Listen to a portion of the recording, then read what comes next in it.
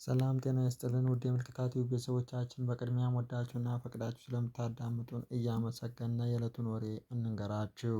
የነዳጅ ዋጋ ጭማሪን ተከትሎ የአዲስ አበባ ትራንስፖርት ታሪፍ አዲስ ተመን ወጣለት።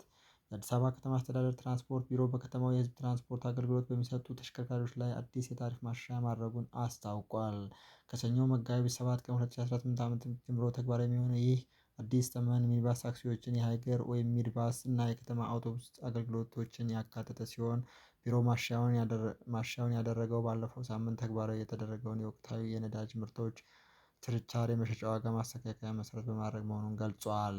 ባለፈው ማክሰኞ በወጣው መመሪያ መሰረት የአንድ ሊትር ቤንዚን ዋጋ 132 ብር ከ18 ሳንቲም እንዲሁም የነጭ ናፍጣ ዋጋ 139 ብር ከ84 ሳንቲም መድረሱን ተከትሎ በትራንስፖርት ዘርፉ ላይ ከ5 እስከ 20 ብር የሚደርስ የዋጋ ጭማሪ ታይቷል። በአዲሱ መመሪያ መሰረት በሚኒባስ ታክሲዎች እስከ 2.5 ኪሎ ሜትር ያለው የ10 ብር ታሪፍ ባለበት እንዲቀጥል ቢደረግም እስከ 5 ኪሎ ሜትር የሚደረግ ጉዞ ግን ከነበረበት 15 ብር ወደ 20 ብር ከፍ እንዲል የተወሰነ ሲሆን ከፍተኛው የታክሲ ተመን እስከ 55 ብር ደርሷል። በተመሳሳይ መልኩ እንደ ሃይገርና ቅጥቅጥ ባሉ ሚኒባሶች ዝቅተኛው ታሪፍ 15 ብር ሆኖ ተተምኖ እስከ ከፍተኛው 45 ብር እንዲከፈል ተደንግጓል።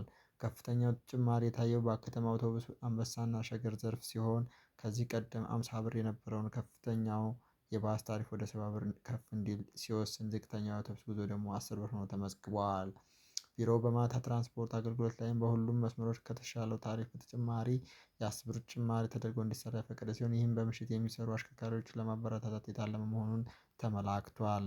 ይህ የታሪፍ ማሻሻያ የተደረገው ካለፈው ጥቅምት 2017 ዓ.ም ወዲህ ለአንድ ዓመት ከስድስት ወር ያህል ጸንቶ ከቆየ በኋላ ሲሆን አዲሱ ተመን ከነገ ሰኞ ጀምሮ ተግባራዊ እንዲሆን ቢሮው ጥብቅ መመሪያ አስተላልፏል።